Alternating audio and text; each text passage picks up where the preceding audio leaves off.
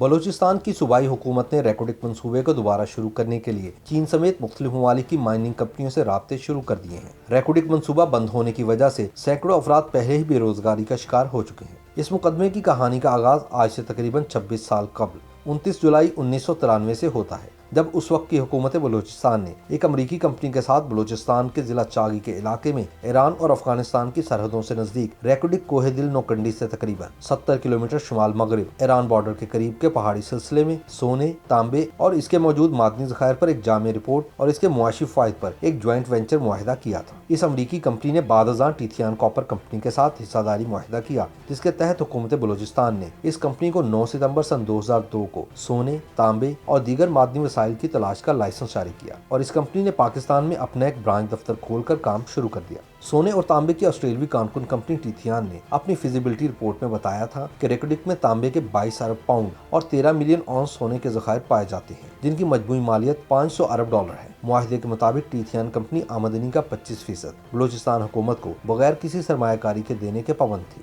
نواز شریف کے پہلے دور حکومت کے بعد نگراں حکومت نے مینڈیٹ نہ ہونے کے باوجود ریکوڈک میں سونے اور تانبے کے ذخائر کی تلاش کا ٹھیکہ آسٹریلیا کی کانکن کمپنی کو دے دیا۔ تاہم سن 2000 میں بی ایچ پی نے ایک اور فرم کو اس منصوبے میں شامل کیا، جس کے بعد اس منصوبے کو آسٹریلوی کمپنی جو پاکستان میں بھی رجسٹر کروائی گئی تھی اس کو منتقل کر دیا گیا۔ سن 2009 میں کمپنی نے ایک نئی فیزیبلٹی اسٹڈی رپورٹ جمع کروائی اور فروری سن 2011 میں کانکنی کی درخواست دی، جس کے بعد اس منصوبے میں کرپشن کی کہانیوں اور معدنی ذخائر کی لوٹ مار کے اسکینڈل سامنے آنے لگے۔ بعد ازاں اس وقت کے وزیر اعلیٰ بلوچستان نواب اسلم رئیسانی اور سینیٹر اعظم سواتی نے منصوبے کو منسوخ کرانے کے لیے درخواست دائر کی۔ مئی سن 2011 میں سپریم کورٹ نے صوبائی حکومت کو حکم دیا کہ ٹی ٹی سی پاکستان کی جانب سے دی گئی کانکنی کی درخواست پر منصفانہ اور شفاف کارروائی کی جائے۔ اس طرح عدالتی مداخلت کے بعد صوبائی حکومت نے ٹی ٹی سی پاکستان کا لائسنس منسوخ کر دیا۔ اس کے بعد سونے اور تانبے کی تلاش کے لیے دوسری کمپنیوں کو 11 لائسنس جاری کیے گئے، جن میں سے 5 لائسنس ایسی پاکستانی اور چینی کمپنیوں کو دیے گئے